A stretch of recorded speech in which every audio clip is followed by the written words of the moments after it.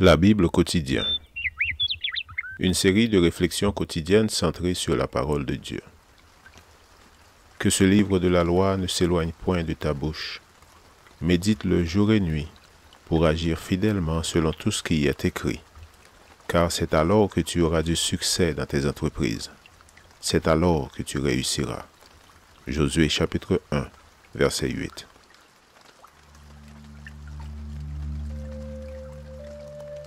Aujourd'hui, le 18 décembre, le prophète malgré lui. Lève-toi, va à Ninive, la grande ville, et crie contre elle, car sa méchanceté est montée jusqu'à moi. Jonas chapitre 1, verset 2. À la page intérieure de la couverture du livre Jonah the Inside Story, Jonas, l'histoire vue de l'intérieur de Joan Davidson, il est écrit ceci. Il est possible que le livre de Jonas vous ait personnellement troublé, ainsi que beaucoup d'autres personnes. L'attitude et la personnalité du prophète ne concordent pas avec l'image que nous nous faisons d'un messager de Dieu, ni même avec l'image que nous nous faisons d'un chrétien. Jonas refusa de proclamer le message qui lui avait été confié et s'enfuit loin de la face de Dieu.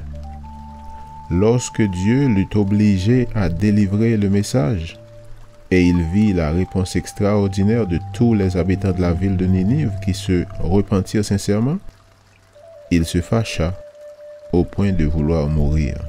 Fin de citation.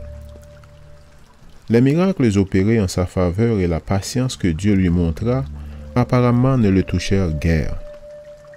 Le livre s'achève sans aucune évidence de ce qu'il ait reconnu ses erreurs ou s'en soit repenti. En fait, le livre s'achève avec la question que lui posa Dieu et à laquelle il ne répondit point. Jonas, un livre et un prophète réellement étranges. Mais comme le dit le docteur Davidson, le caractère central de l'ouvrage n'est ni le grand poisson, ni le prophète, mais plutôt Dieu. Ce sont la bonté, la patience et l'amour de Dieu qui y brille. Il est clair que Jonas avait besoin de compréhension, car il semble que sa famille ait souffert de la main des Assyriens, dont la cruauté était proverbiale. Ceci expliquerait, sans le justifier, la réticence de Jonas à aller prêcher à Ninive.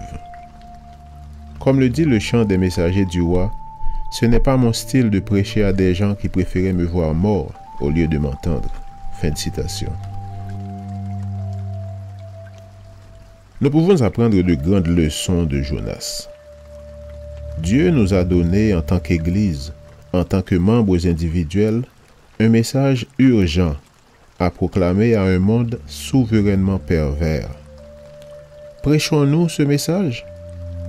Ou bien, à l'instar de Jonas, nous enfuyons-nous loin de Dieu? Jonas au moins fut honnête et direct. Il dit qu'il ne voulait pas aller à Ninive et il n'y alla pas. Puis, obligé par Dieu, il y alla.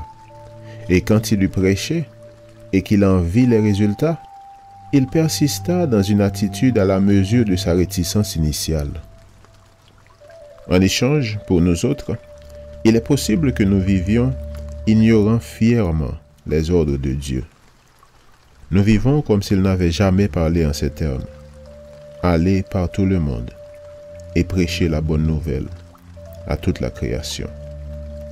Écoutons aujourd'hui la voix de Dieu et allons proclamer ce message salvateur à qui veut l'entendre. Amen.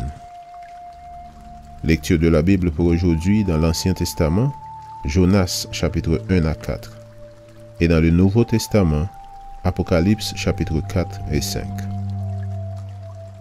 Merci d'avoir écouté. Je vous souhaite de passer une excellente journée avec Jésus. À la prochaine!